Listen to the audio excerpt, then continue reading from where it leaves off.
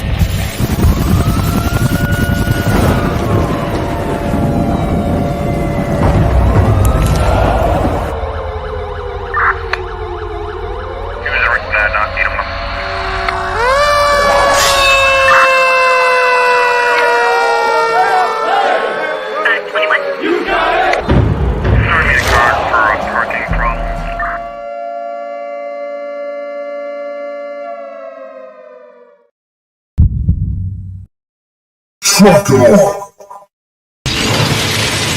Doctors, roll out.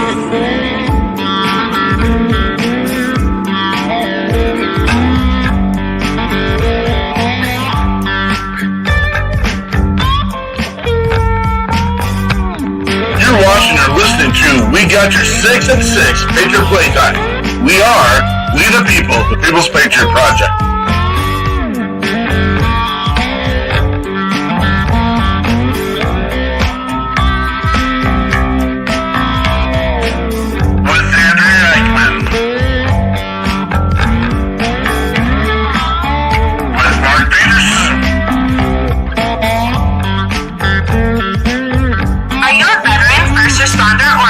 Looking for a place to put your skill set, your thoughts, and ideas, or want to help continue the mission? You have come to the right place. We are the People's Patriot Project, and we are the shock and awe when it comes to meeting the needs of our veterans and first responders. We are dealing with a new enemy in today's world where the wounds are not always seen. We want you to be a part of this mission in saving lives and making a difference.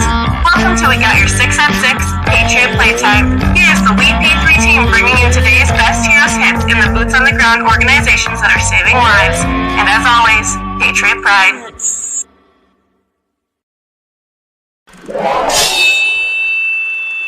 Left, your left, hey. Left, right, your left. You got it. Truck it on.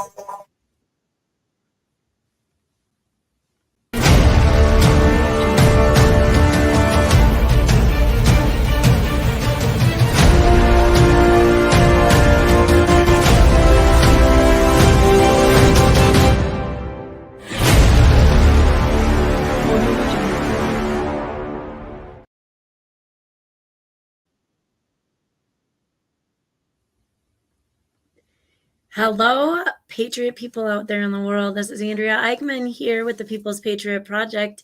Again, we are bringing you our weekly show that goes into the podcast form. We call this We Got Your 6 at 6 Patriot Playtime. Every week we bring a guest, and many times we have a new musician, in this case, the whole band. We like to share all the good and sometimes the not so good things that are happening in our world. This week, our incredible guests are Jessica Lynch and Red Dirt Redemption, and it's going to be amazing. We have to call out some Derek Iozio. You are here and ready to roll every time. You've got your Catch-22 peer support. Always with you, always with us. And we need to mention Bourbon Battle Buddies, always here for us. Scotty Fraser, we got a lot coming up with Scotty in the very near future, like 2 weeks, I believe. There will be a lot more information along the way. Contagion Effect, Eric and Mike, you guys are awesome. Jen Ford, J. Mark Bailey, Janine, and the gang, you guys are all super amazing. I just can't wait. I don't know, to meet all the rest of you in person, face to face, and let Peterson put his paws on you. I see some comments already. I put the link out, says streamyard.com/Facebook. That will allow us to see who's making comments so that we can, treat you fairly and give you the attention that we want to give you. We do know why we get to do this. Thank you to the service members and first responders that have committed their time, sweat, blood, limbs, and family and their lives to give us the freedoms that we have that allow us to keep doing what we do daily. I want to say teaching is one of the big deals on the screen tonight. So it's usually fun and challenging enough to keep us on our toes. And hey, we wear our green because we won't go unseen. And that is the motto of the day. And just really quick, I know it looks like we have a lot of people checking in. Why do we do this live? People ask all the time. You already have it in podcasts. You can do podcasts all your life. Well, we do this live one on social media to create an awareness of the vast needs of our veterans and first responders and the things they are dealing with, to create a network of organizations that are proactive, boots on the ground force with us and the mission of supporting all of those who have served, and then to create the resources and networks that will accommodate the unique financial needs to complete this complex mission of support. So thank you. Shout out to all of you that have been there, done that. We are on episode 173 right now. And oh my gosh, we got to go back over all of it because all of our guests have been super amazing. And we just need to lock arms and make that net even bigger. So before we do get started tonight, we would like to invite you to take off your hats, stand if you can, and cover your hearts, and join us for the Pledge of Allegiance.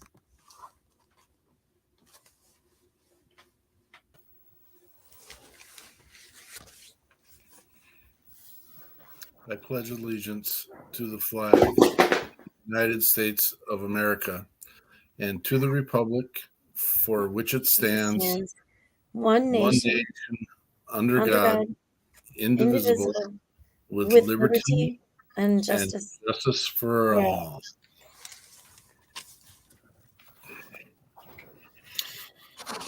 Gabriel Lynn, I did not get fired. I can't get fired. No one else will work with me, so that's the way it works.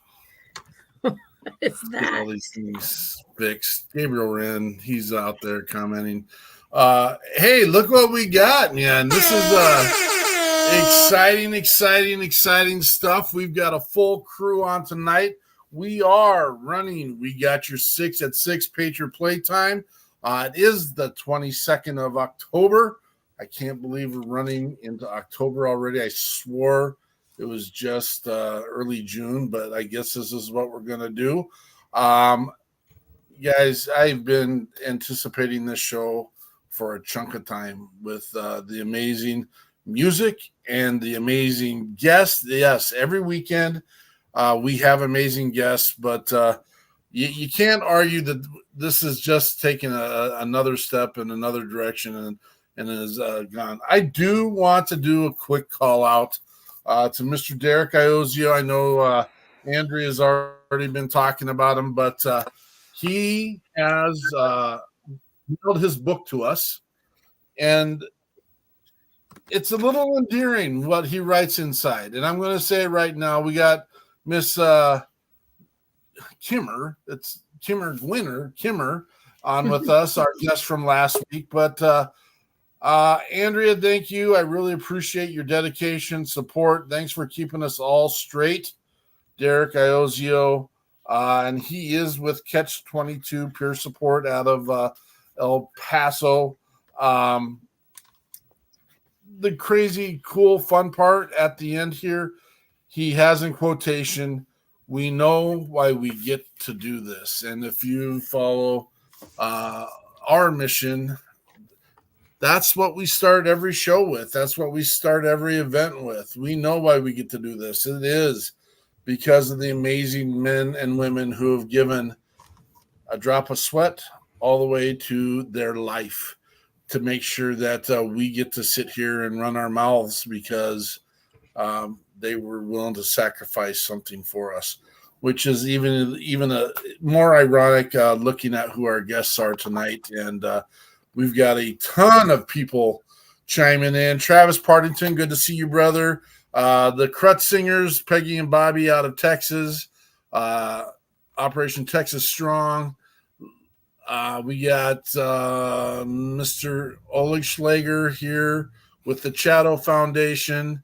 Grumpy Snipe, not new to us, brother. Thanks for reaching out on YouTube. It's exciting to see these people coming in. Gabriel Rand, we know you're here.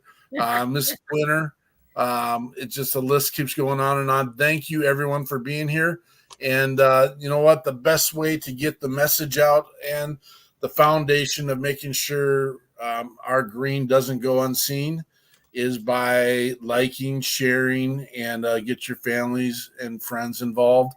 We will have a call to action later on in the show. But Mr. Crochet, what do you have in the news, brother? So the month of October is super busy, and I'm super laggy, so I don't know if y'all are getting all this, but we got a lot of things going on in the month of October. First of all, it's Breast Cancer Awareness Month. The National Breast Cancer Foundation reports that a woman is diagnosed with breast cancer every 2 minutes. Innovations in research, surgical options, clinical trials give women many more options, and with early detection, the survival rate goes way up. So doing self-exams is a very important part of that early detection. Country Music Month. It's celebrated in October. President Richard Nixon proclaimed Country Music Month, and October was picked by the Country Music Association. After classical music, country music was one of the first genres to become popular in American music. It was developed as a mixture of church music, folk music, and blues music in the southeastern parts of America. October is also Emotional Wellness Month.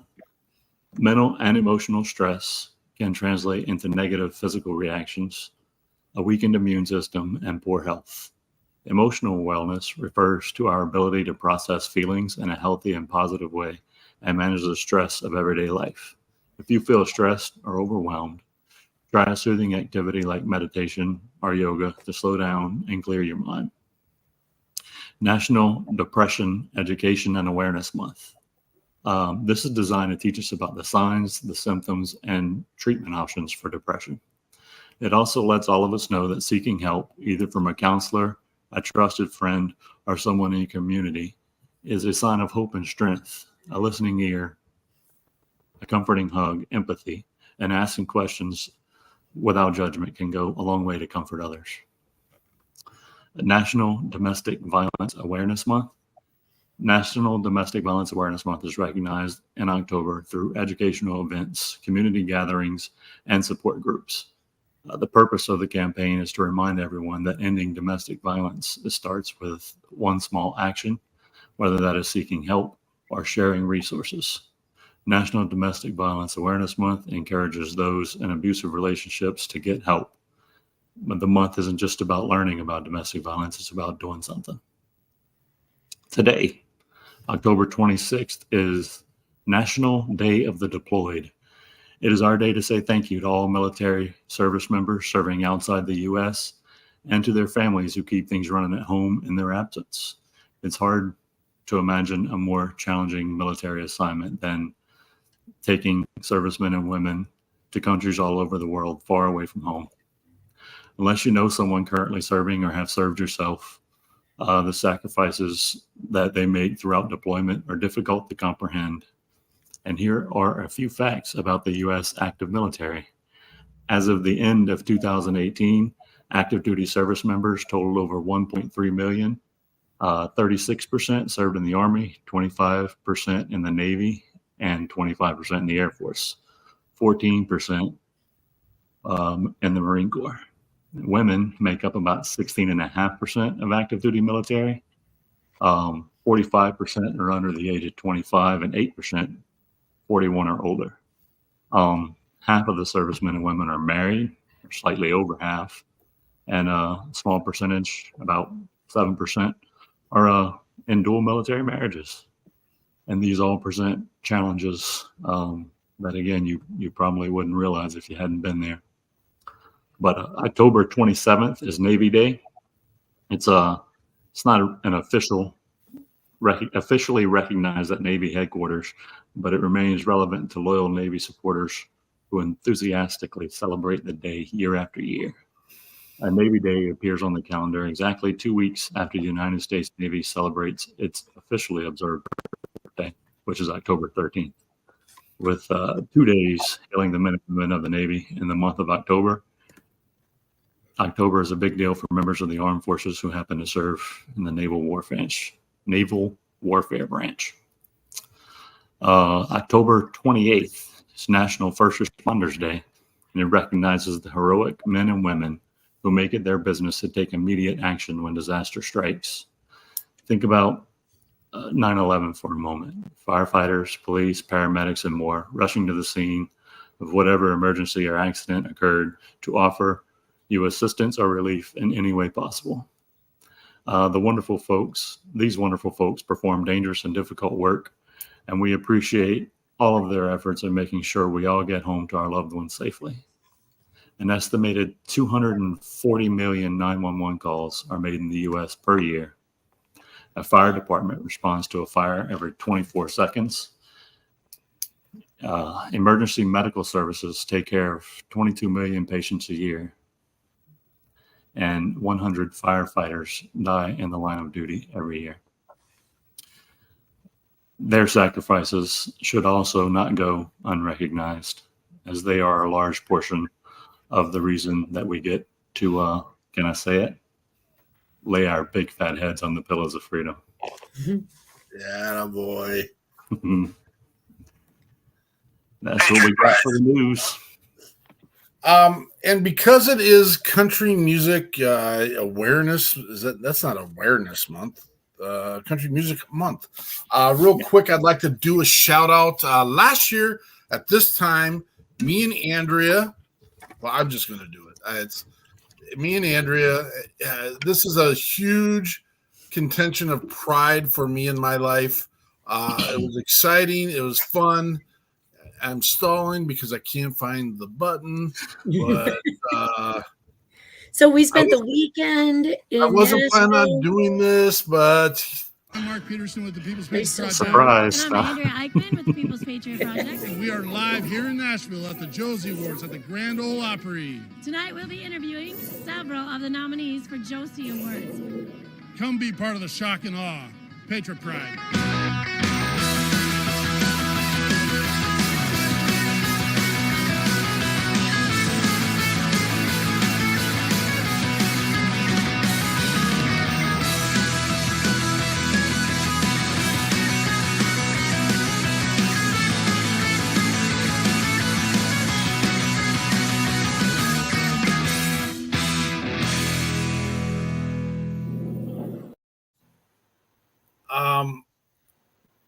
I don't know that I will remember all the names and all the amazing people that helped supported that.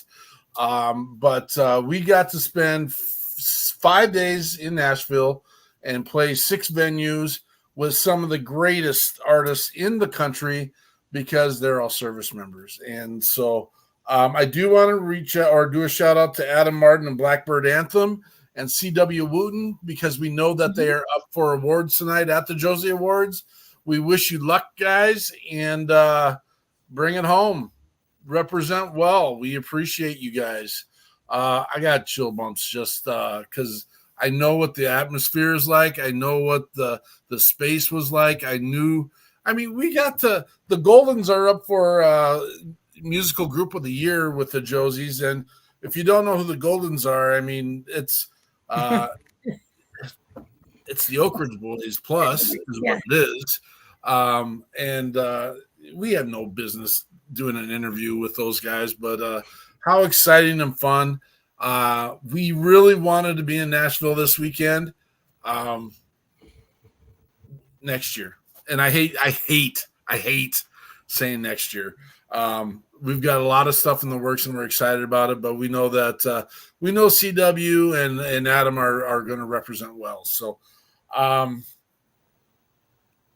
we got these amazing guests here. We've got Red Dirt Redemption, and here's a little. This is how much integrity is involved with these human beings. I reached out to Mr. Peacock. Mr. Peacock, raise your hand. There he is. And I said, Mr. Peacock, you're a veteran, and we'd love to showcase veteran musicians. And the next thing I know, we're doing a face-to-face on our StreamYard kind of pre-interview. And he's got Ruben. Ruben, raise your hand. There's Ruben. And he's also a veteran. And I don't want to leave out our two other guests here who are part of the band. And something that has always been very novel in what we do is you guys are brothers and sisters to us, regardless if you served or not. You're part of the mission. Mr. Peacock, can you introduce them to us real quick? First off, we got your 626. Thank y'all. Thank y'all for allowing us to come on. Can y'all hear us good? Are we good? Yeah. Perfect. Yeah. No, I Mark, if I could, my left, your right. I'm gonna let them introduce themselves if y'all don't mind. Let her roll. Absolutely. I'm Chaden Beggs, lead guitar. I kind of pushed Jamie and forced him into this band and didn't give him an option. That's fact. That's a whole different story, though. We ain't got time for all that.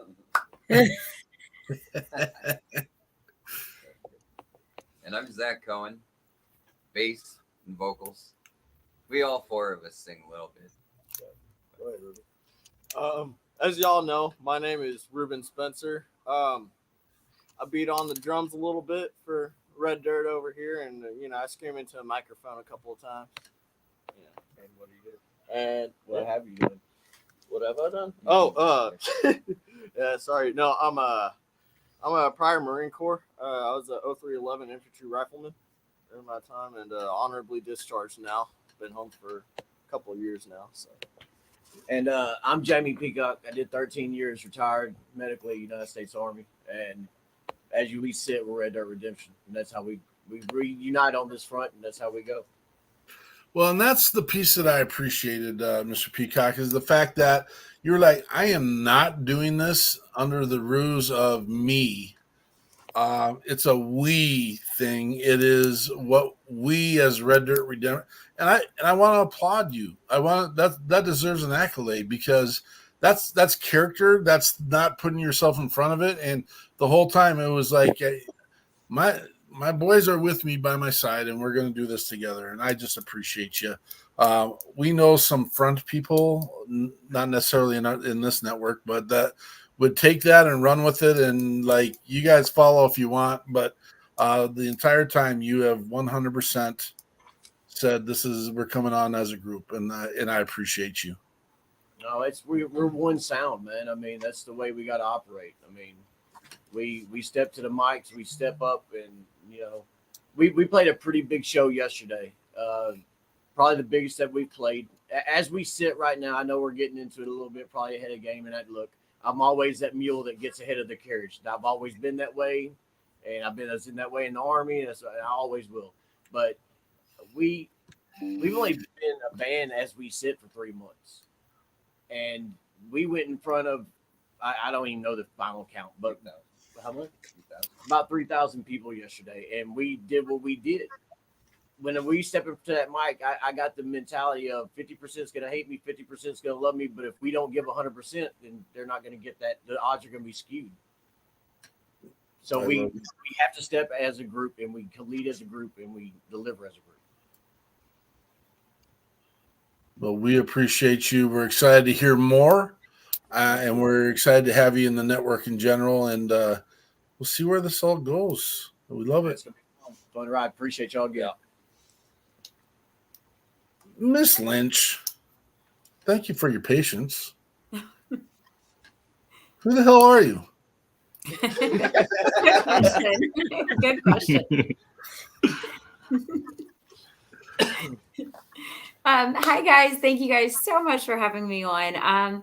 Definitely, I mean, I think first and foremost, to answer your question, I am just a mom and a teacher and a former soldier, but definitely enjoy being here. Thank you. This is such an honor. Well, we're excited to have you. We got a brief moment before show to kind of pick your brain a little bit and see. It's kind of a piece where we just got to tear the Band-Aid off a little bit. To what does March 23rd, 2003? What's that day mean to you? Yeah, so that was the day that so kind of back. So March 20th is actually when we deployed, crossed over into Iraq. So I mean, honestly, we assumed everything was going to be good because again, our mission was just to go to north to Baghdad, and then once we got to Baghdad, and then we would separate and kind of everyone split off because at this point we are with other units. Just the different branches, like everyone was just combined as we crossed over. But yeah, so March 23rd occurred, and unfortunately, we were hit in the city of Nazareth. So that morning was very early.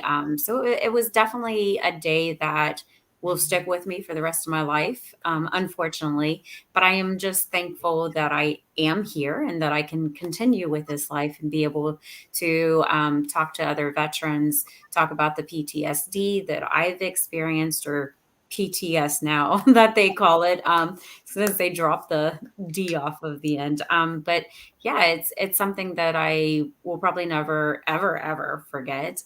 So I enjoy going in and talking about what I went through, but also keeping the memories of my fallen comrades still here. Awesome. Do you remember, and this is, I know you do, but do you remember the names and do you share those names? I do, yeah. I mean, so there was 9 that was actually in my unit, and then there was 2 others that kind of connected with us, who unfortunately just happened to kind of get brought into the ambush with us.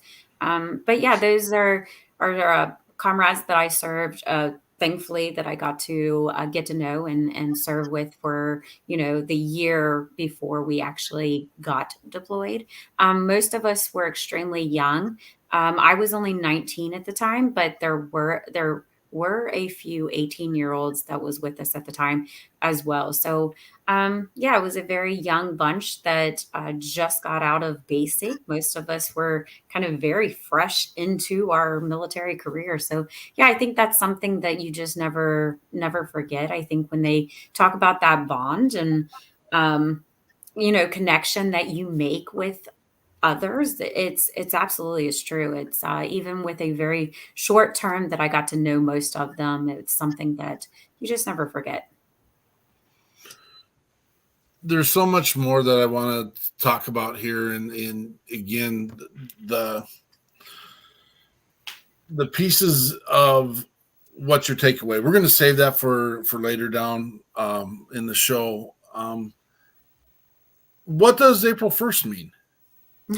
So April 1st, yeah. So that was a day that, to be honest, I did not think was going to happen for me. Because to kind of, again, kind of like what he was saying, jumping around. But I mean, I think there was times during my captivity that I didn't think that I was ever going to make it out of there, and not even just the rescue aspect, just because my injuries were so severe. And people look at me today, 20 years later, and they're like, "Oh, you look fine. You look you look normal." And I'm like, "Yeah, I do, but it has taken me 20 years to get to this point." And again, there was a lot of even just physical injuries, not even just talking about the mental, but the physical. I had my back broke at the 4th and 5th lumbar. My right arm was snapped. I had a head laceration. I had several cracked ribs. My left femur was surgically removed. My left tibia was broken by a metal pipe object that they had. And then my right foot was completely crushed. So, I mean, just a little bit of everything. And then, of course, all the neurological damage that I had going on. I laid there. I couldn't feel anything from my waist down. So I didn't even know if my legs or limbs were even still attached or working because they kept me covered up with a blanket. So yeah, I mean, there was a lot of things going on. But then on top of that, I didn't eat or get anything to drink for the 9 days. So um, just a lot that went into it. And I, of course, saw the anxiety and, you just didn't think that day of April 1st was ever going to happen. And I didn't, I honestly didn't, but I'm so glad that those men walked in there that day. And I will never forget one of them ripping off the American flag off of his uniform. And he placed his flag in my hand and said, we're Americans and we're here to take you home. And I remember just, being all corny, I guess, and saying, yeah, I'm a American soldier too. So I was very appreciative and thankful that they were there to get me that night. And then of course the long journey to make it back to Germany and then to the States. But yeah, so April 1st means the world to me, even though it was April Fools and everybody back home thought it was an April Fool's joke. But oh, how terrible. Did you have any concept of time while you're none at all? No. Yeah, I mean, because leading up into so like I remember obviously March 20th, because we were still stationed in Kuwait that time. But once we crossed over into the border, and then so the first day we traveled, everything was fine, no problems. But then by the second day of being in Iraq is when we got lost. So we got separated from the rest of the convoy. And at that point, there were 33 of us in 17 vehicles alone, again, separated from everybody, lost communication, lost GPS. So, I mean, we just had absolutely no time frame of anything, just kind of out there literally on our own. But we watched as the sun went up and the sun went down and kind of gauged it by that. But even us, I mean, we were just kind of out there. So then once I got taken, and then of course, absolutely no idea because it just felt like forever, like the days just kind of drug on. I was afraid to sleep. I was afraid to, close my eyes at all, even though I was completely just, drained mentally, physically, all of that. I was just completely out of it. But I did my best to kind of stay alert, watch my surroundings, figuring out what was going on. But yeah, it was hard to timing. No, but it was completely gone. Did you have anyone in your space that was helping you in any way? No. So from with my unit, we, like I said earlier, there was 9 that were killed from my unit, 2 from another, so 11 altogether. But then we had 5 others who were also captured, but they were able to walk to get around kind of unassisted. So they were all taken prisoners were together while I was separated from them. So I was completely alone. Absolutely nobody with me. The Iraqis that were with me, there was only one, and he was a guy, and he could speak kind of what I consider kind of broken English. So I could understand bits and pieces of what he was trying to say to me. But obviously we couldn't carry on a full conversation. And I mean, let's face it, they were our enemy. So I didn't obviously put full trust into them. But, after a while, I kind of did have to rely on them because they were, after a while, honestly, they became kind of my, I don't know, guardians, I guess you could say. So they kind of became my protectors of what was going to happen to me and whether they kind of turned me over or did bad stuff. And I'm sure that's running through your head the entire time is I have no control. I am not only my prisoner, I'm wounded to a level that can't assist myself, and no food, no water. No, yeah. So I didn't wasn't fed anything for the 9 days that I was captured. They did eventually give me like 4 ounces of orange juice um, for the proof of life video that they took and broadcasted. So they did give me a little bit of orange juice, but obviously by that point, I had already went days without having any kind of liquids, water into my system. So I was already dehydrated. So when they rescued me, and I mean, I went in about 100 pounds anyway, so I wasn't that big. But when I was rescued, I weighed about, I think they said 76 pounds. So again, a lot of it had to do with stress, the anxiety part of it. But again, yeah, I just wasn't given any kind of food or water. Resiliency. Resiliency. We'll pick up there. This is an odd break, only because we need to. We need to pay attention to our other guests, and I already warned Mr. Peacock of this, in the fact that we had the same kind of conversation last week, where there's no good break in this. There's no great time to do this, and I'm sure they got like amazing, hard charging, let's celebrate life kind of music ready for us, ready to go, and we've got someone who is like at this moment in the historical position, broken, have no idea what's next for them, and the only hope they have is that their captors might have a little bit of leniency for them, and that's where we're at. Hey, so run with it, Red Dirt Redemption. What do you got? All right, we're gonna bring you the first song that I wrote, the first original that we released, "Chasing White Lines." We'll see when we sent you. See what y'all think about it. Y'all good with it? Yeah. Let's get set up real quick. All right. Chasing White Lines.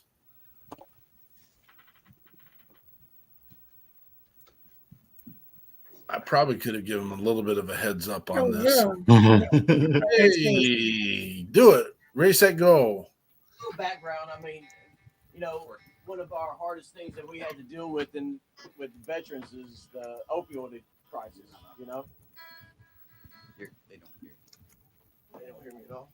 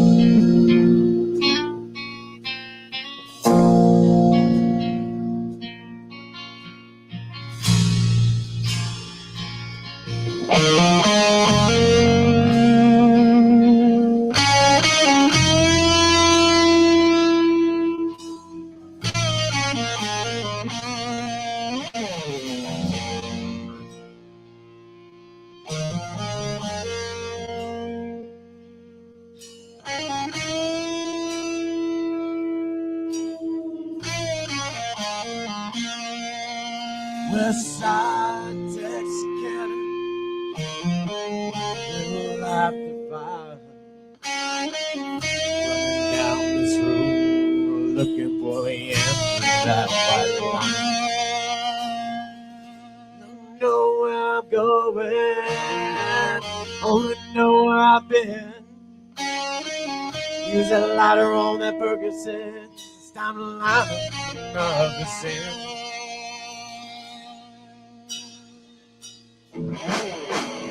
Chasing white lines, when they're on a highway for a billion times. Both are trying to kill me. Yes, that's fine, 'cause I'm chasing white lines. 'cause I'm chasing white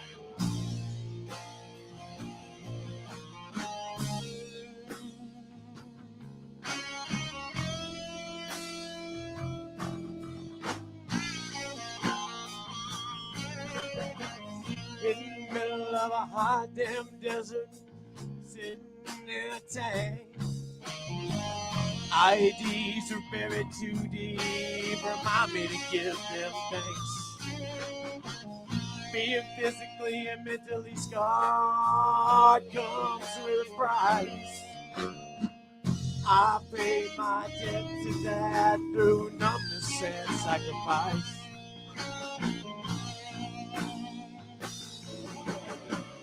Chasing white lies when they're on a highway, one fell at a time. Both are trying to kill me. Yes, that's fine, 'cause I'm chasing white lies. 'Cause I'm chasing white lies. Let's go, Chase.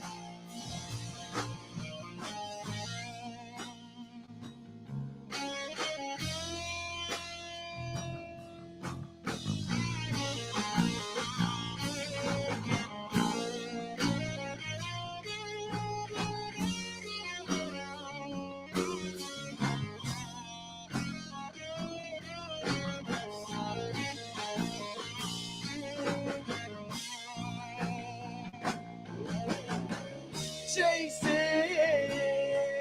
white lies. Both are trying to kill me. Yes, that's fine. One on the highway. That's fine. 'Cause I'm chasing white lies.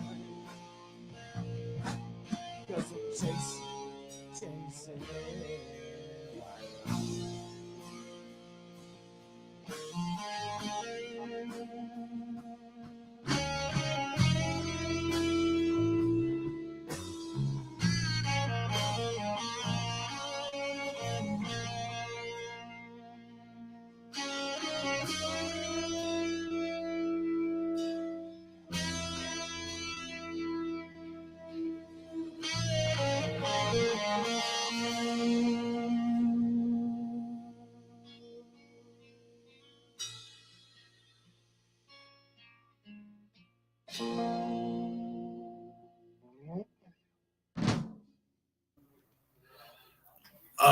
The first time I heard this song, it put me in that place where it's, and I can't think of.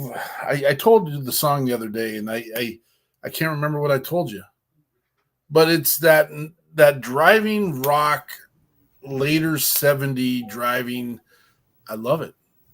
And we don't get a lot of it anymore, and it's got some dirt in it. I wonder where that comes from. Must be that red dirt of Texas or something, huh? Regional, the region dirt. Having a hard time hearing you, brother. You got me now? Yeah. Yeah, it's that regional dirt. You know how it is. Regional. Yeah. Where does the name Red Dirt Redemption come from? Man, red dirt is just, like I said, it's a regional thing. I mean, you got to go out here in Northeast Texas and Oklahoma, Arkansas, Louisiana. You got red dirt, you got sugar sand. It's just everything. The redemption comes from is, the knowledge of music in this room right now. We're all on a redemption road. So we're just pushing. We're going. There's no hold back. So it's either you jump and land in the water and you swim, or you drown. We're at that point where we're not drowning. We don't take that.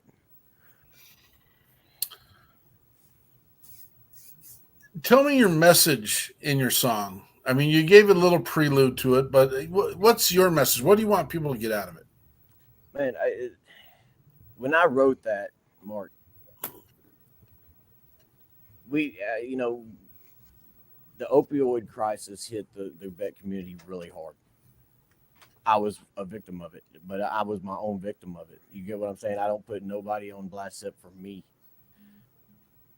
And if I can get the message out there, you know, that sometimes you can lay that down. You can put it down. I know it hurts, but that's what I was putting into it. I was in throes of all that. And when I put my pills down and I left that best friend behind, I started seeing life again, you know. But I was in the throes of it when I was writing that music. And that's what came from it. I wrote that song like 3 years ago.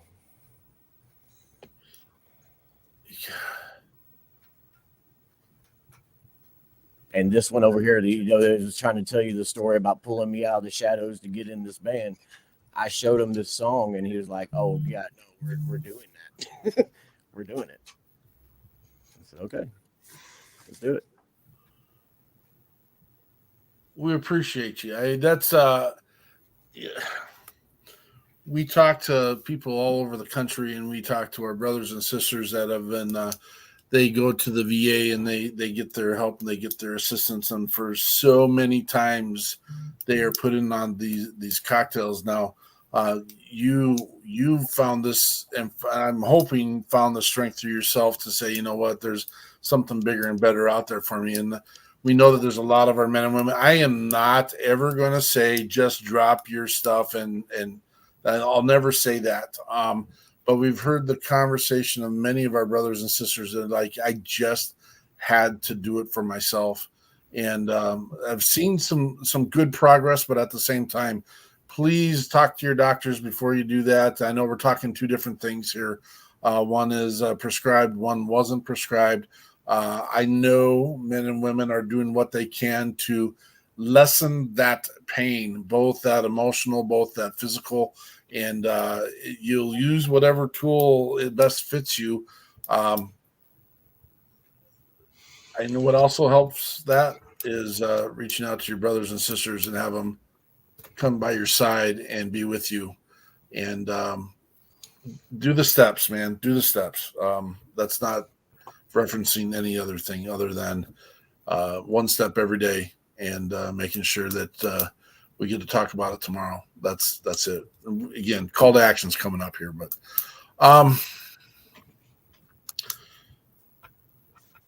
Miss Lynch, were you aware you were in the process of being saved? Is that what it seemed like? Is that what it felt like? Or were you just kind of in your own space and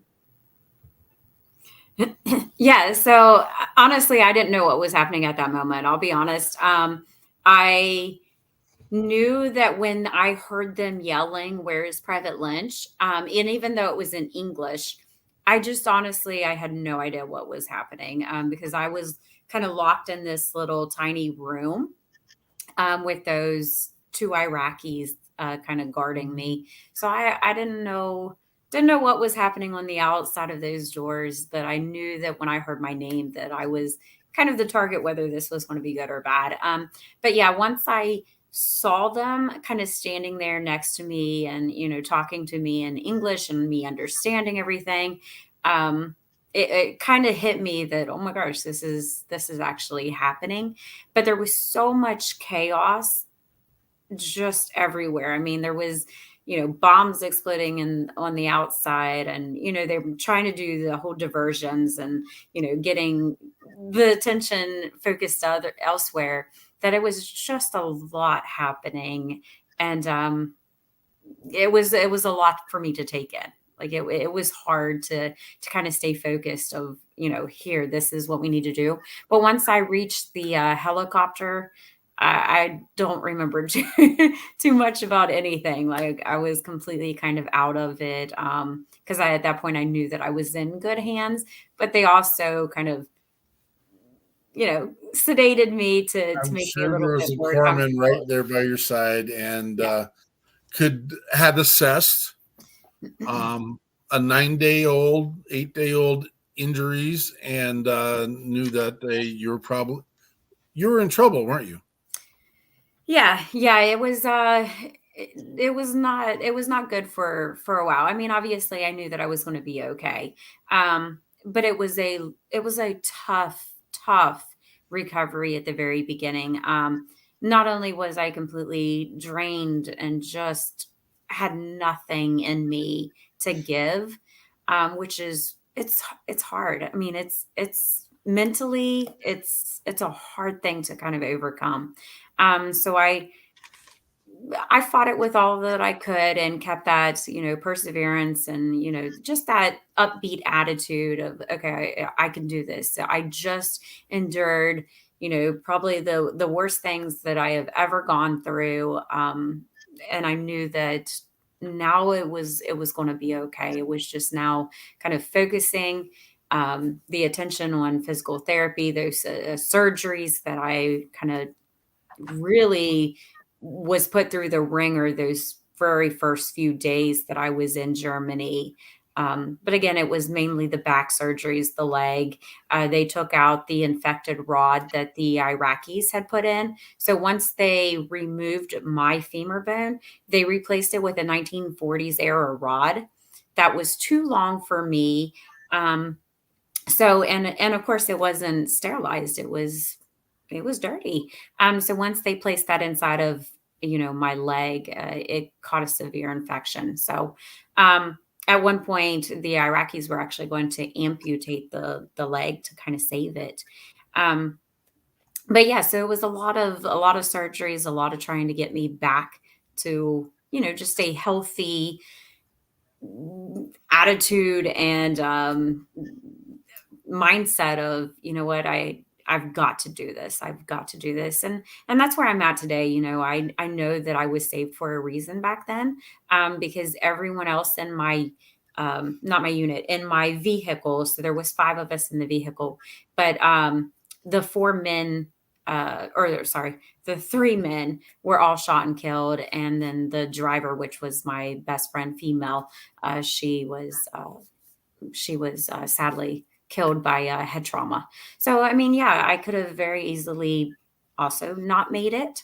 But yeah, I know that I'm here for a reason. And that's kind of where my attitude is today, is to always try to keep upbeat and again, spread that message of, awareness of, whether it's opioid like he's talking about, or whether it's, PTSD, the 22 a day, it's just all really combined into one lump that sadly takes our military away from us, our veterans away from us today.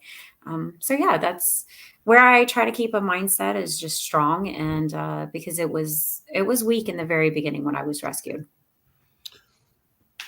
Do you ever get tired of telling the story? Like, I just want to move on, and I just want to be Jessica. You ever? No, actually, I mean, I guess I do to a point, but no, I guess, it's been 20 years now since that happened in 2003. So obviously 20 years later, in the very beginning, I did, because I just wanted to be left alone. I didn't seek out, or, I didn't do any of that for that attention, although I was kind of dropped into the limelight.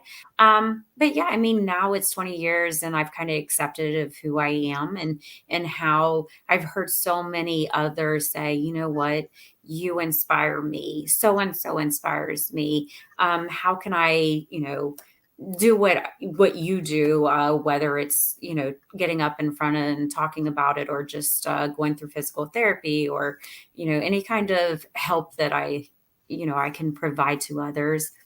I'm glad that I'm in this position now. I mean, obviously back then I would have gave anything to not be where I was at, but it is what it is at this point, and I've chosen to accept it and continue to make the most of the situation. And again, I'm there's questions I'm not going to ask, and there's questions because we did pre-show, just kind of let the audience know a little bit, and it's how do you want the world to identify Jessica Lynch? Yeah, so kind of like what we were talking about before. Yeah, I'm a teacher, so I did go back and get my education degree, which I absolutely love. So that is something that I hold dear and true to my heart, is as being an educator. but also a mother. So I wear many, many hats.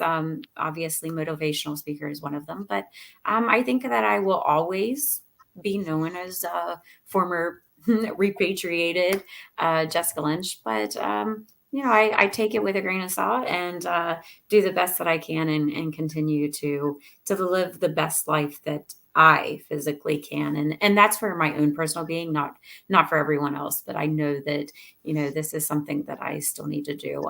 But yeah, so it's the 1,000 different hats that I wear all at once, but I think that I'll always be known as former POW Jessica Lynch. But yeah, I'm mother and daughter first and foremost. I love it. I love it. So you're saved on April 1st. When is the day? When is like the light bulb goes off and you're like, finally, I'm going to make it. Things are good. I mean, someone probably gave you a cheeseburger. Your first cheeseburger, right? That's Well, actually, so I turned 20 when I was in Walter Reed, kind of recovering. So in April, late April, I guess I should say, of 2003, I turned 20 years old.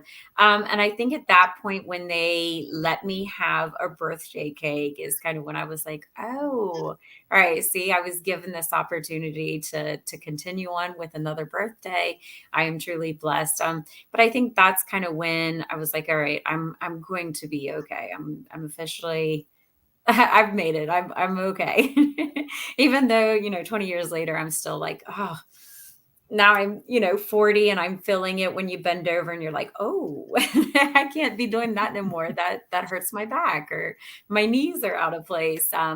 So, after 22 surgeries, you start to feel the pain. You've lived through some significant adversity. And again, part of this makes me want to do like not a shout out, but and again, I would never attack a brother and sister for, the levels of their struggles in relation to your struggles. At the same time, it's like, some have given little, some have given a lot. And we have people that have struggles on different levels. Yes. What would you say to any one of them? Yes. And I'm glad you brought that up, because that's one of the things. I never, ever compare myself with anybody else. I know that what I went through was pretty severe, but I know that it also could have been 10 times worse. I am thankful that I at least have all 4 of my limbs still. I can see, I do have burn scars on me from, the hot metal that once we got hit by the RPG, and the metal kind of burned down through the Humvee. So I do have burn marks on me, but thankfully they're in places where I can hide them. And I wear an orthotic brace. I mean, my legs aren't in good shape. I have scars all over me everywhere. But I mean, even with all of that, I'm able to cover all of that up, and I can walk around and say, you know what? I'm okay. I am physically, I may not be in the best shape anymore, but I'm here, and that's what counts. So I definitely don't look at anybody else and say, you know what, you should compare your story with mine. Because that's the last thing that I want to do. I know everybody has their own unique stories. Everybody, I mean, you, me, our neighbors, whoever it happens to be, we all go through these obstacles and struggles in life, whether it's, something as major or minor. And that's just part of life. We're all going to face that. And unfortunately, it was sad that mine was kind of broadcasted throughout the whole world, and kind of made me who I am today. But again, I know that we all have our own unique and different stories. And just because of who I am, I try my hardest to make sure that others know, what, I am an open ear though. So if you want to talk to me, or you want to bring your troubles, I am always willing to listen to what you have to say, because the last thing we need, like you were saying, we don't want to lose any more of our good ones. Absolutely. Guys, get ready for your next song, okay? Heads up. Cue music. I'm getting better at this. It's what does your daughter think of this stuff? Yeah, so I mean, obviously she's grown up on stages with me. She's gotten to go to plenty of events, so she obviously knows all about me, and also the ones that were killed. So she's learned about them and what they have done and their families.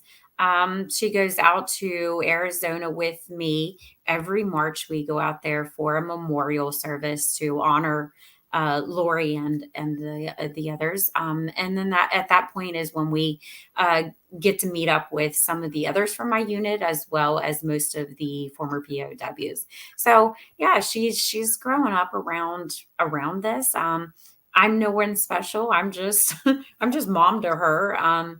Her friends are pretty special people that keep her, in line as well. So they are good friends to her as well to me. But yeah, she's a pretty good kid. We raised her nicely. She's got a good head on her shoulders.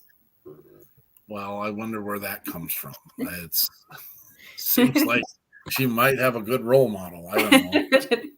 She does. Her dad's wonderful. Oh yes. No, I mean, I am. I'm very blessed. I know that we have done everything that we can to kind of raise her good. And really quick, because I know they got to go on, but she wants to be a physical therapist when she gets out of high school. So she wants to go to be a special physical therapist because she wants to help patients like my physical therapist have helped me. So I thought that was really cool for a 16-year-old. Well, actually she was younger than that, but to still want to do that as a 16-year-old, that's pretty special. She's going to go into service. That's, the service is different for everyone. As long as they're putting it into, you are a blessing to us. And so is your daughter. Don't go anywhere. We got more questions. I'm probably going to ask you the hardest question of the night here in a few minutes. I hope it doesn't put you in any kind of panic mode, but I'm preparing you. I'm preparing the band, preparing you. All right, guys. Y'all got me. Y'all ready for this? Get them. I almost hit remove. Don't remove them. Got me? All right. What song we got? All right, this is the second song that I wrote, and I was bad. Like I said, I was battling demons, so we're just gonna knock these demons out. This next song we got is called Jim Beam.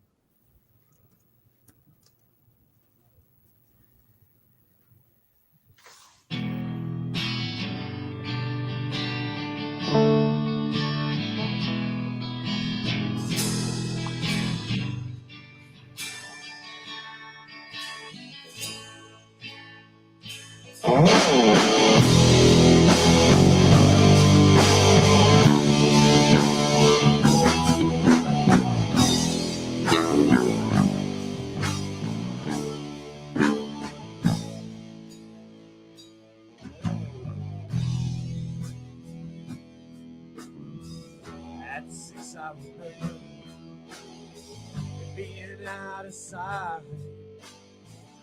up there in that cabinet, set my daddy's pine, trying beer at 12. It didn't turn out well. 3 or 4 had me on that floor, calling it kind of so.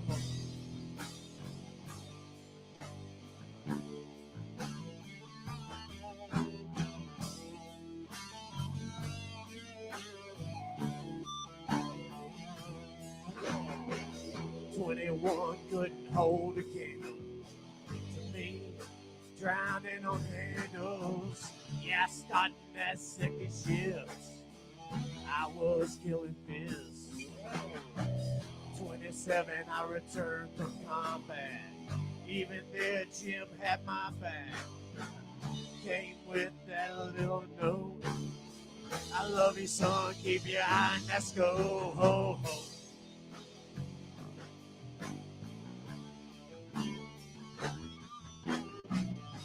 Jack Daniels has that sour mask. Wild turkey has kicked my ass. But it's always seemed my best friend would be Jim.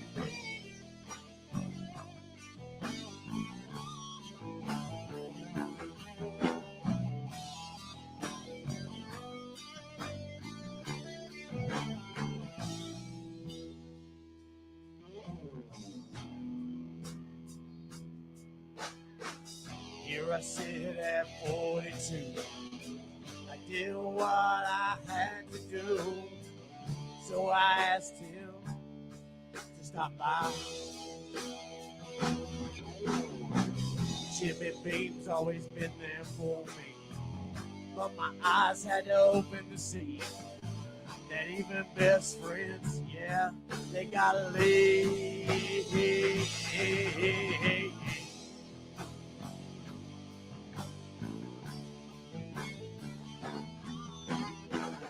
Jack Daniels has that sour mask. Wild turkey has kicked my ass. But it's always seemed my best friend would be Jim.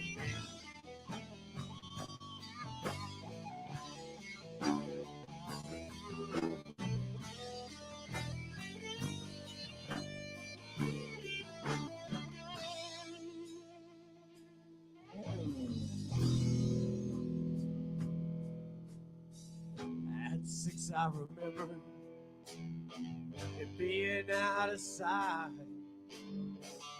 Up there in the cabinet sat my daddy's pine.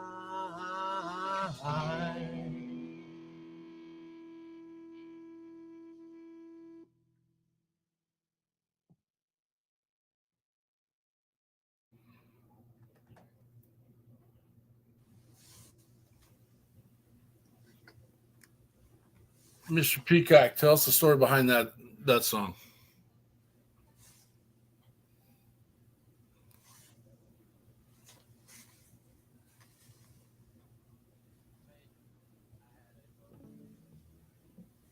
We don't have comms yet. You got me now, sir?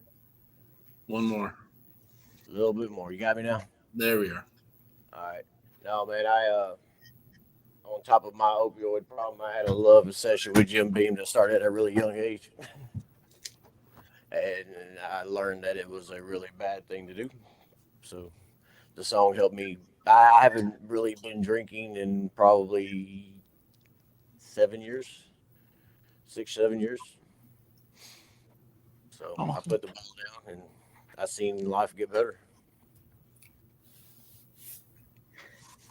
I think it's a gigantic piece that many of our soldiers deal with. I sadly have a 23-year-old that just got done with service, and he went through during the COVID time, and he doesn't, just the stories they did and had nothing else but to do but sit and be 18 and 19-year-olds, which I'm going to also reflect back something that Jessica said earlier, but 18 and 19-year-olds with little to no parental advisement, and the same men and women had just gone through the same steps that they had gone through. I'm not going to say all people who have served have gone down those roads, but I know it's very accessible for them to be part of that lifestyle. And you didn't do anything, did you, like that? Did you, Jessica? No. Honestly, I was good. So okay, you're one of the good ones. I appreciate that. I was not one of the good ones, and I will openly say that. And I concur. It is. So there is a picture, and I don't think I need to share it for the sake of people who have served. And again, I also think we're in a time and era in our lives where, again, we feel pretty safe in the United States, I think. Jessica, did you ever think in a million years you're going to be taken captive in a hostile war zone? Was that something you grew up and thought about? No, absolutely not. I mean, obviously, I knew that was a possibility when you sign up. You mean when you sign up, you realize the risk. But obviously, I never thought that would happen to me. I mean, there's hundreds of thousands of soldiers out there. What was the odds of it being me? So no, obviously, I never would have thought that would be me. So I signed the dotted line in 1988, and I was 19. My son signed, and he was 17, which he knew where he wanted to go, knew what he wanted to do. I wasn't a huge fan when he came to me and said, "Hey, I went combat arms." Well, you had other options, but you chose to do that, and we supported regardless. But I think people stop to remember that we are sending babes into this environment. And one of my favorite, for a terrible reason, one of my favorite pictures is one of the boats getting ready to go onto Iwo Jima. And there is a picture that is synonymous, and it just shares what is happening. And that's the case with Miss Lynch in a sense. But I look at this picture and I'm seeing babies in this picture. And this is what we've always relied on. Now, I'm not bringing this out for the purpose of saying, oh my gosh, we need to do things differently and blah, blah, blah. I'm bringing it out to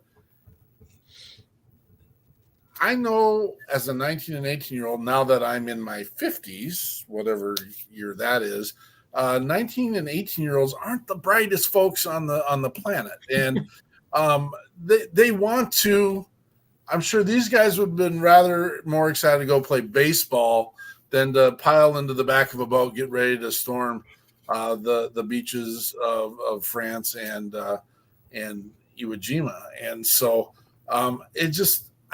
the only reason why I'm saying it is I want to bring a perspective to people.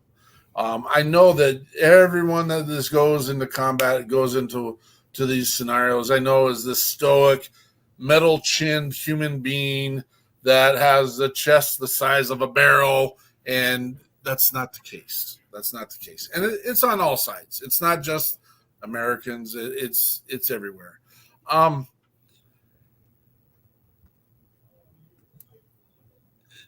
Jessica, is there anything that puts you in the place of the most terrible of terrible times for you?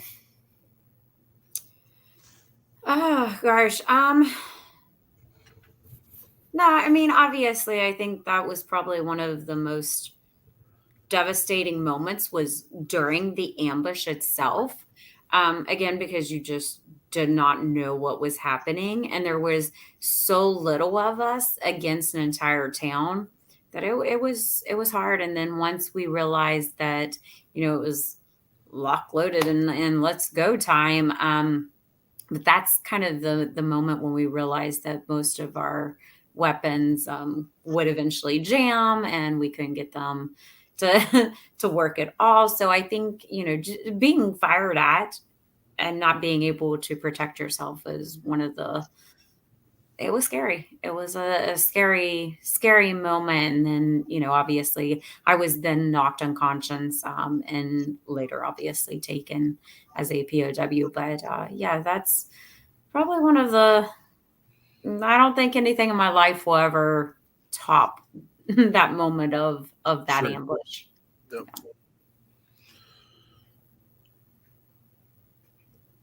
What is your biggest takeaway?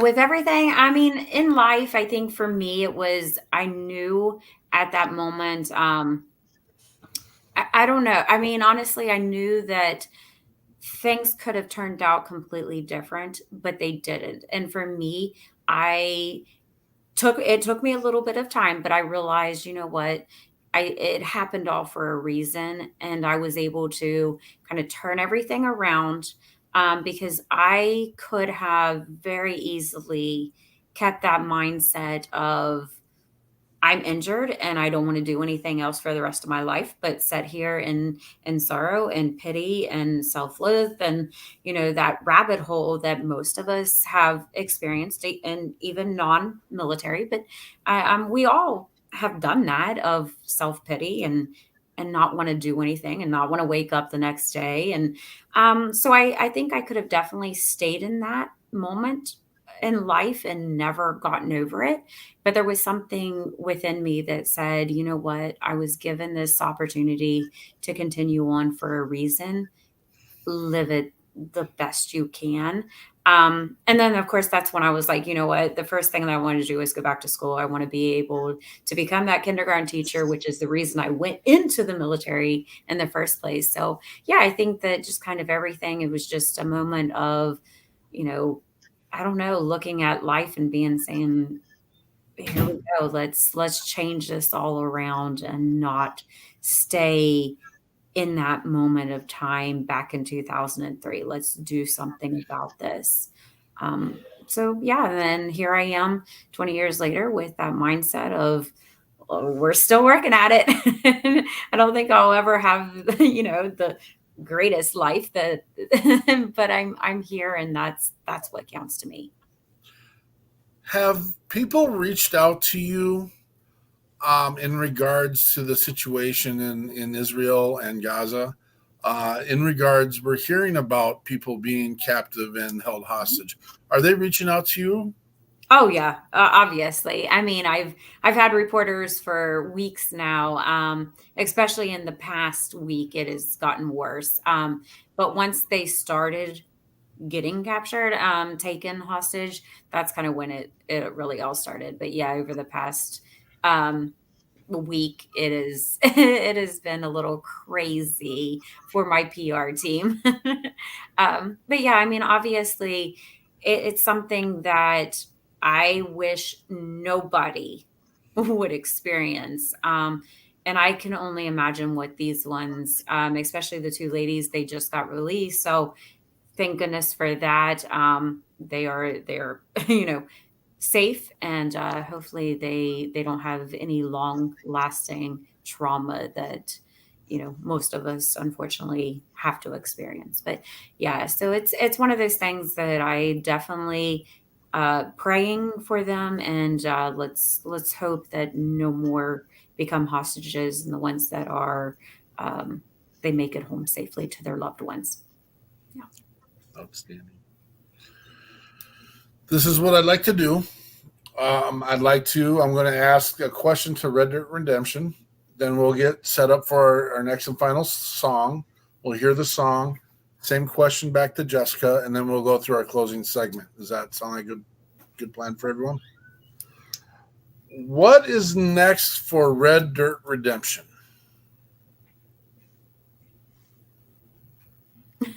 Oh, we're going to be pushing to collect all our stuff up and get an album out. Fantastic. That's short and sweet. I mean, we're going to be, yeah. I mean, and for the next song, y'all good with a cover? Always. Perfect.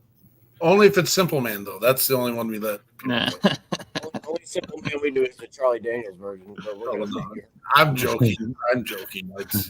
You can play what you want, brother. We're 100% okay. But we're going to get set up for you. All right.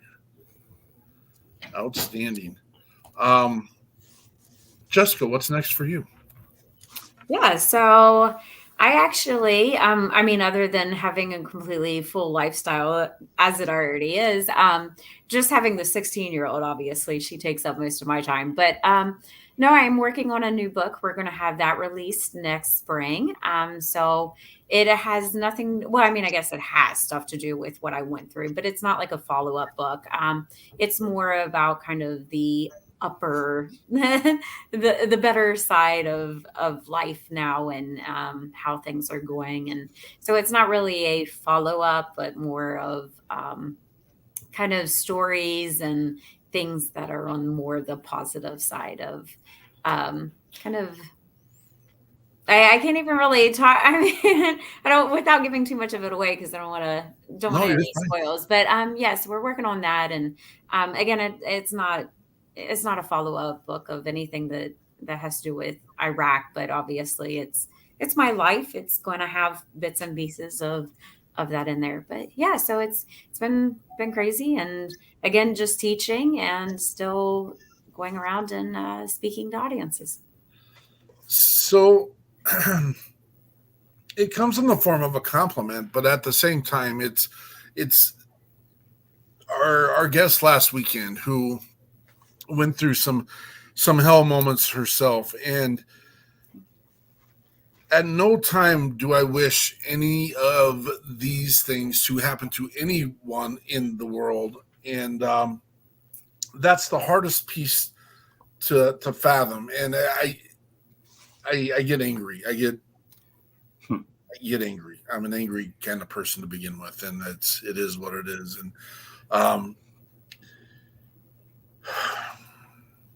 thank you for your resiliency. And I mean, at no point would anyone ask to carry this load at any given point. And I want to say thank you for eloquently taking that load and carrying it for the rest of us. The reality is we don't have to carry that load because we have an amazing ambassador, not by choice. It fell in your lap. And again, I'm sorry that happened to fall in your lap.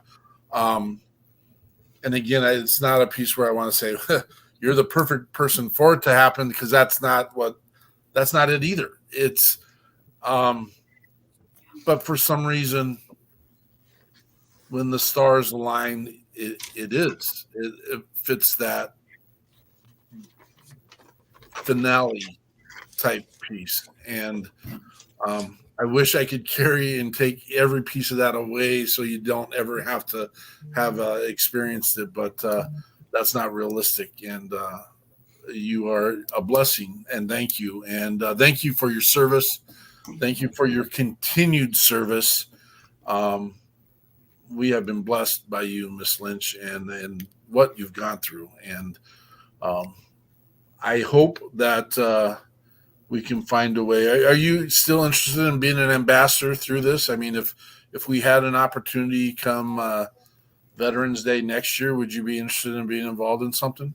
Oh, absolutely. Yeah. I mean, and I try not to overload myself, let's be honest, but I mean, absolutely anything that I can do to help, I am all for. I mean, and I don't feel entitled to do it. I don't feel like I need to do it.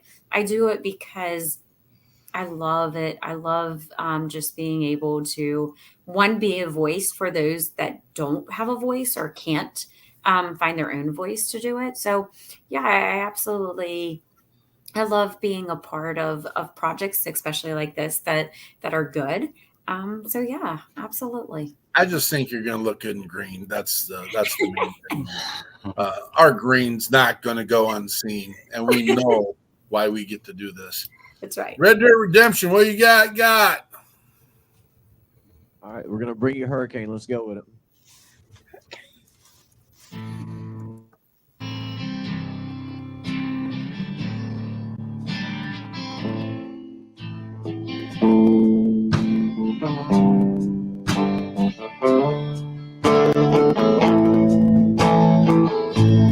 Miles from the Gulf Stream, I hear the southwest moan. Bridges getting lower, the shrimp boats are coming home. That old man down in the corner slowly turns his head, takes a sip from his whiskey bottle, and this is what he said. I was born in the rain on that mountain train underneath that Louisiana moon. I don't mind the strain of a hurricane. They come around every June. That high black water, devil's daughter. She's hard, she's cold. taught her it takes a lot of water to wash away New Orleans.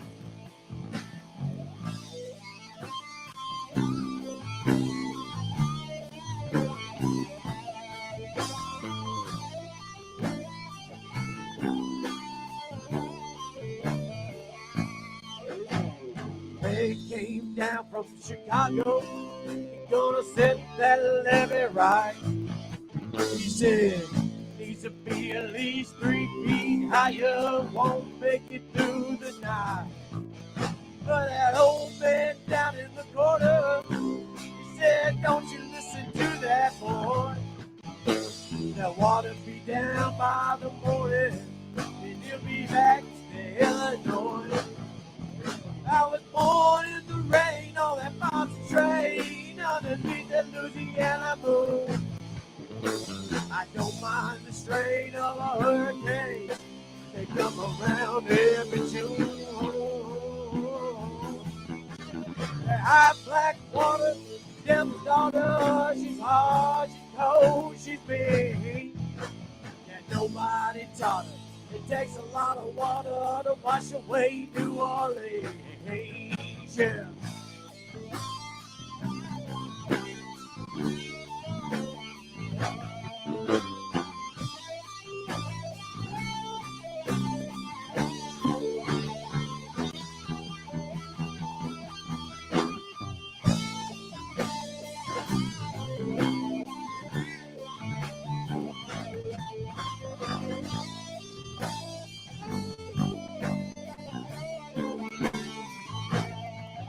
I was born in the rain on that mountain train underneath that Louisiana moon. I don't mind the strain of a hurricane. They come around every June. That high black water, devil's daughter, she's hard, she's cold, she's big. And nobody taught her it takes a lot of water to wash away New Orleans. I was born in the rain on that mountain train underneath that Louisiana moon. I don't mind the strain of a hurricane. They come around every June.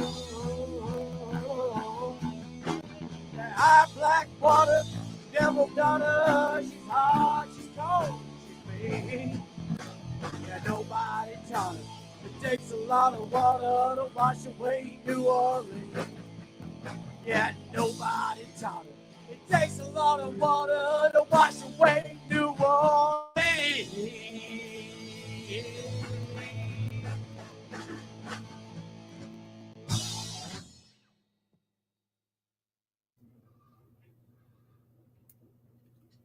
I am speechless. It just constantly, you guys do it. You did it. You done it.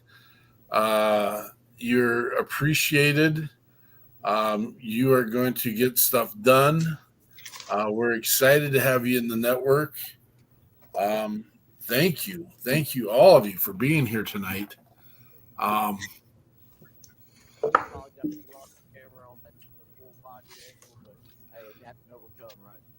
Pull the mic closer to you, brother. Yeah, we lost the camera on the full angle, but we adapted and overcame. That's what we do. I love it. I love it.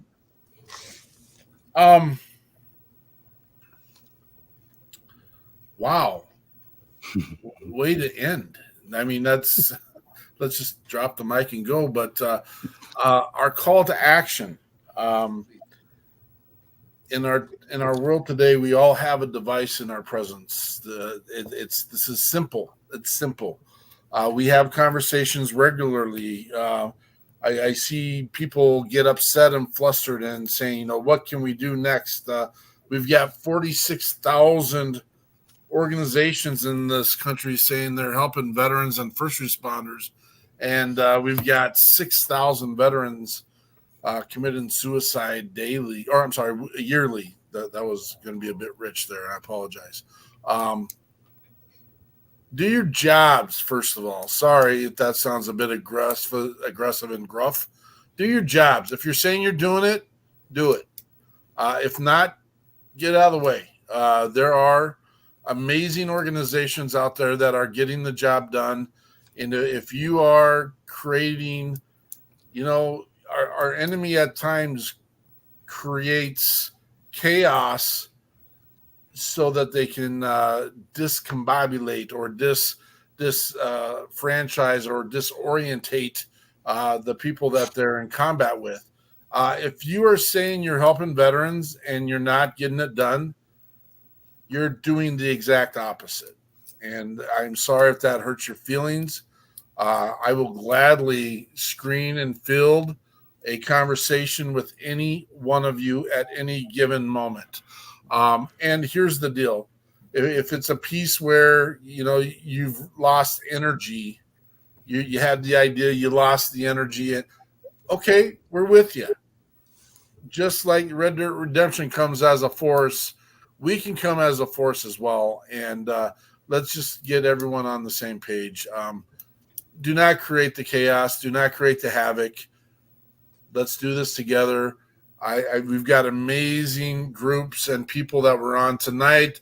The Chatto Foundation, Catch 22, Gwinner, the Bourbon Battle Buddies, Project Die Hard, Chad Hutto. He's a comedian out of Texas.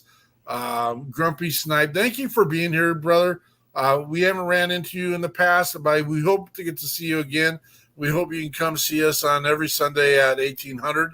Again, we do come every Monday at 1630 with the WP3 Weekly Debrief. We do that because everyone needs to have their pants off at some time, and that's when we choose to do that. That's not true. But Heroes Media Group with Adam Bird, Bobby Krutzinger with Operation Texas Strong. The list goes on. Thank you, brothers and sisters who are committed to being part of the process. Thank you, Jessica Lynch. Thank you, Red Dirt Redemption. Thank you, everyone that's been on the screen tonight. I do want to do a quick shout out. A good, close, personal family friend from way back when. We got Miss Sarah, who's been watching all night long. Thank you, Sarah. You are a blessing to my world.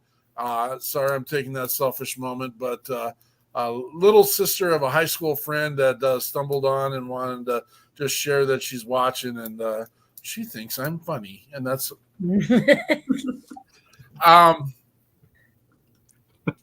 gosh, so much. Oh, I haven't even gotten to the point. It takes 6 seconds to text somebody and say, I'm thinking of you, thinking about you.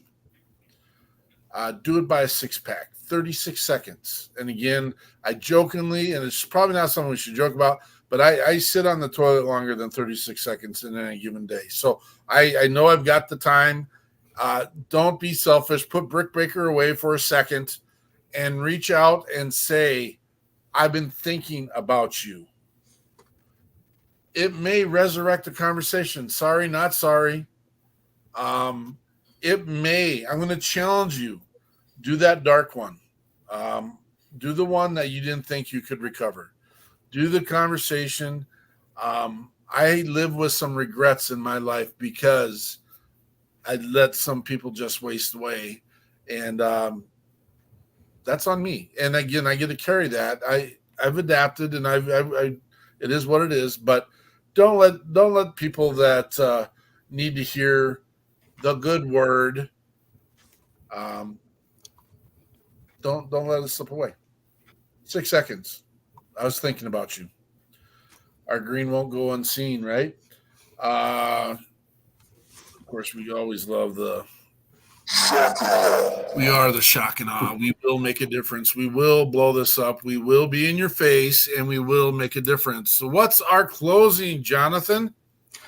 I think the takeaway from the night's probably 2 words: persistence and resilience. No matter how bad it gets, one more day can change your life. One more day in your life could change someone else's life. So one more day. I'm sorry. I'm breaking form. Jessica, was there a time where you just wanted to give up? Yep, absolutely. Because again, I had no one else to talk to or that I knew was even still alive or what had happened. And then, of course, obviously, like I said, there was all the just moments of hurt, physical hurt. And then, of course, obviously, when I got out of Iraq, it was a lot of mental. There was moments where I didn't think that I could continue on, and I knew that my physical injuries would never be, you know what I mean, like would never stop me. But yeah, I mean, I think it's more about those mental and emotional moments that really kind of block you in your and just stop you in your tracks of you can't do this, you're not strong enough, and they try to break you down. And of course it's all in your head, and once you get past that, then you're like, you know what, I'm glad I didn't listen. I'm glad that I had, like you said, other people to call up and say, hey, I'm having a bad day. Help me get through this. And I've been there. I have my own support system of people that I have to call sometimes daily, especially now that it's been 20 years. You know, those moments are still there where they hurt you. So yeah, absolutely. I felt it when I was, as a prisoner of war, and I feel it still to this day. But I'm glad that I have, people like you guys that I can reach out to. I've got, people, family, friends that I know that I can reach out to and say, slap me in the head right now because I'm thinking these bad thoughts. Help me work through them. Thank you, Mr. Mello. Stay. Tomorrow does need you. Truth. Jessica, do you want to do anything in closing, or was that your closing? No, I mean, honestly, I think, we've kind of touched everything between all of us with the conversation. But I think the one thing that we didn't kind of mention was that we still have military men and women that are stationed throughout the world and, even still here at home, but they still need us. They still need our support, our prayers, our love. And we need to let them know that no matter where they are stationed, that they are not forgotten. And yeah, let's hope that they all come back home to their families. A byproduct that happens with this show, there's a slurry of podcasters in the veteran world that follows and watches and listens. Contagion effect are the guys. Eric has already said he's reached out to you. Amazing guys. They're non-veterans, so that's a great piece and touch. That 90% of people that they got skin in the game. Miss Eichmann. Oh, so there's so much. I'm going to start with the easy part. Just quick, next week's guests. We've got Michael Geary and Travis Partington of War. We Are Resilient, which weirdly there's the theme of the night, resilience. So Jamie, thank you for bringing everybody in and to our attention. And I'm sorry that I missed Tuesday night. I was in conferences and I came in and you were gone. And so thank you for sharing and kind of playing up on Jessica's words. Jamie, you're here today too, to bring people in, to share your story, to share things through your music that people might not hear otherwise. And that's why you're here. And that's I don't know. I don't believe in coincidence. So that's actually why you're here on the show as well, so that we can help get that word out there. And Jessica, you too. I mean, you were chosen to bring this message home. And honestly, that 20 years ago was a time and place where it was needed to be heard. It needed, we all needed to be shown a path of the resilience, the strength, the, well, first the shock, right, of what really does and can happen out there. But you're great. Your perseverance, your strength brought you through it. And again, it's just using Jonathan's words all over again. But that is, thank you. Thank you for being here. That is what we all need. The whole time I'm sitting here, I teach 7th and 8th grade, and I'm like, this is all we're doing tomorrow. Here's my class. We are going to watch this and listen to you and listen to some good music. And Peterson goes on, but we'll clip it a little bit here. I'm kidding. I got to take that shot. And Red Dirt Redemption, you guys, you're awesome. And as I was watching, I'm thinking, holy crap, this sounds really good. And they make it look super easy. Like watching all of you right there, like this sounds, is it fake? Are they playing? So thank you. Thank you for showing and sharing with us. So, and then I just need to, Jeremy Daniels is always here. He's always keeping us in line, reminding us that, you know, we need some humor, but there's seriousness out there that needs to be taken care of as well, which attaches to the military around the world needing our love and support, wearing red. Thank you, all of you who chimed in tonight. This was a thank you, very nice show. I'm sorry I didn't say anything earlier, but Peterson, he covers most of what we're thinking. So it's all good. Thank you again. And I hope to stay in touch with you guys. Same. Thank you guys. I want to preface that we've had the two gentlemen you see on screen are the veterans of Red Dirt Redemption. They come as a team. They are forced together. They are all our brothers. We appreciate all of them. I can't see them. I know they can hear me. Thank you, gentlemen, for being on tonight. We appreciate you. It's like having the. It's like I'm a gunner. I was on guns. We loved our wiener roast after we got out of the field, and we're all together. That's the way this is. So make sure those guys know that, okay, Peacock? All right. A great piece of this is we are going to see these two gentlemen again. We're going to set it up. There's some conversations. I'm hoping Ruben is going to let me bully him a little bit into wearing more green more often. That's what my plan is. We'll see if we can. This is called manipulation. Okay, Ruben, I'm manipulating you at this time. I'm putting the whole world is going to find out and know that you're my target and we are coming after you, just so you know. We'll kick some doors down, just so you know. What's your closing, guys?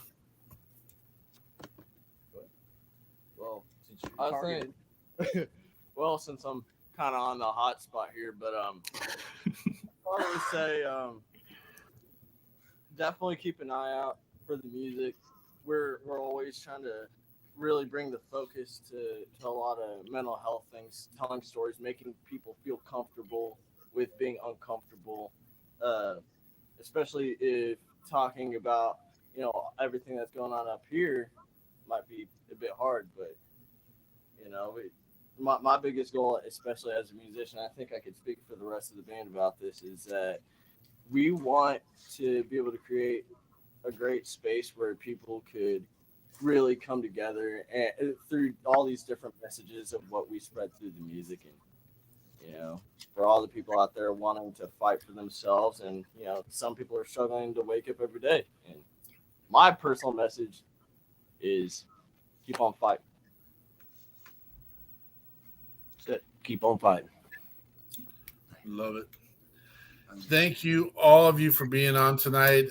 I've got the chills going right now. We get excited. It's not often. I mean, I get excited every Sunday, but it's not often we find pieces and conversations in life that hold value and benefit a majority. And again, I had a conversation with another musician today. It's like, we get the chance to speak to the world when we're doing this. And none of us are selfishly taking anything away from it. We're all giving. We're all giving. That's what's happening, man. We're all giving. I do want to make a quick announcement. You will hear us tomorrow at 4:30, the 16:30 window, Central Standard Time. The People's Patriot Project in Minnesota is the go-to organization hosting Wreaths Across America. We are so excited about that. You will get more information out in this next week. There's 240,000 grave sites at Fort Snelling. Only 10,400 are getting wreaths. We got to fix that problem. Again, there's a way to help other organizations while we are doing Raise Across America. We'll put that plan and platform out there. Come check us out tomorrow at 16:30. Thank you, everyone, for being on. Our green will not go unseen. We appreciate you. Patriot Pride. I'm doing the classic Stalin again because my buttons aren't where they're supposed to be. Patriot Pride.